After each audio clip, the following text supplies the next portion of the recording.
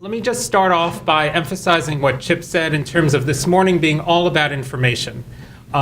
I represent an advocacy group, but that's not the hat I'm wearing today. What I like to start off by saying is I'm here to answer any question you have except for one. And that one question I won't answer is why. The time for debate, the time for that piece of it is past. It's a question of giving you the information you need to know to effectively manage your business. So without further ado, let's go ahead and dive in. As Wendy mentioned, I'm going to do a general introduction. Roger will come and talk some specific tax stuff, and then I'll come back for a bit of a wrap-up. But as you probably have heard, this is a 2,000-page bill, so there is a lot of information. I will just say parenthetically, it's a 2,000-page bill because it's really trying to work within the existing system. And when you try to change existing systems as opposed to starting from scratch, as many of you know, it gets complicated. So you do have the slides. We're going to go at a breakneck pace. We will have some time for questions, but again, you'll have the slides to refer to afterwards. This first slide is really just the bottom line. The ACA is here. It's the law of the land. It tries to get us towards universal access to health coverage. And it's important to note the use of the term health coverage as opposed to health care, because that's how we do it in this country. You need to be covered in order to figure out how to pay for your health care. So it's getting us down that road towards access to health coverage. And it does that in a two-pronged approach, by expanding existing government programs like Maine Care or Medicaid, and by enhancing private programs, private insurance. You're still buying from the same private insurers you were buying from previously, but adding some subsidies for premiums, adding some additional regulation to those existing products. So what's happening now? People have talked about 2014 as being the major kickoff, even though the law has been in place for 3 years. The big pieces are coming online now, with one exception. But the minimum credible coverage requirement. The need for each of you to have coverage, that's in place for 2014. Marketplace coverage and subsidies, the marketplace is now open, and after some initial hiccups, to put it mildly, it is really functioning well, and we can say that from personal experience. Both my organization and myself help people with actual enrollments, and that is now working for individuals. And in just a second, we'll get to the marketplace for small businesses. Some of those plan reforms are on this side. These are plan reforms that for the first time are imposed at the federal level. Traditionally, health insurance and insurance in general has been regulated by the states. But what is happening now is there's a floor or baseline of coverage that every state has to include, and then states are free to add on top of that or using that as a starting point, change things further.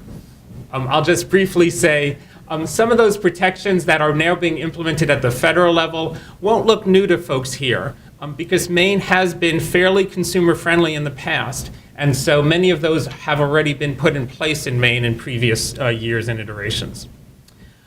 At the heart of how things change with respect to purchasing the coverage is the creation of the marketplaces. And there are two marketplaces, one for individuals, one for small businesses. You'll also hear the small business marketplace referred to as the shop, and we'll discuss that in a little detail in just a moment. But also what they are essentially is a way to purchase coverage in a new, easy way. And what do I mean by an easy way? For those of you who've been purchasing health insurance for a while, you know that it can be confusing, and sometimes it's not exactly clear what's in the product that you're purchasing. So one of the things that's been introduced is this new standardized 8-page summary. And that summary lets you see every insurance product on a side-by-side basis. So what the marketplace does is, with rows and columns, it lets you line up those summaries, those different descriptions of the plans, so you could see on an apples-to-apples basis exactly what you're purchasing.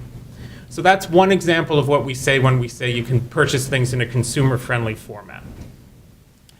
Coverage has already started for those who've already purchased their plans, and the initial open enrollment period for individuals runs through March 31st of this year.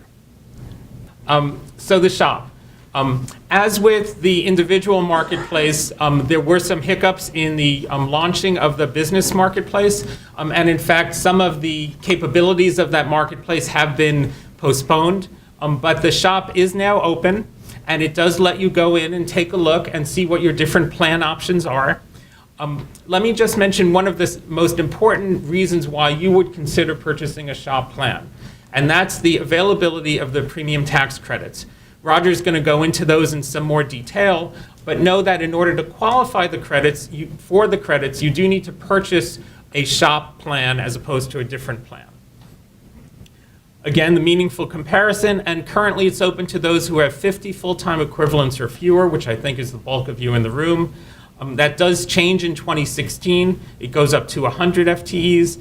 It's also worth noting that if you're on the cusp and you are a growing firm, as I hope many of you or most of you are, as you pass that size limit, you can remain in those plans.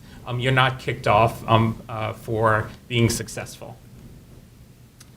So again, the shop is live, and you can view options. However, you can't enroll online for this plan year. And so if you do want to purchase a shop plan, you have two options. You can use your broker, and as I'll get to a little later, brokers continue to be a key resource. That was one of the early myths about what's going on with respect to the ACA and health coverage. Brokers have a key role to play in continuing to be your trusted advisors, and they can enroll you in the shop plans and still collect their commissions. So a win-win in that case. But next year, if you're so inclined, you would be able to enroll directly on the website.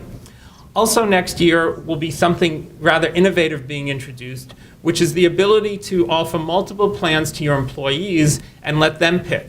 So you would set a contribution level, either a dollar amount or a percentage, and then your employee would go to the website and they would pick among different plans. And again, that will come up in November of 2014 and be available for the 2015 plan year.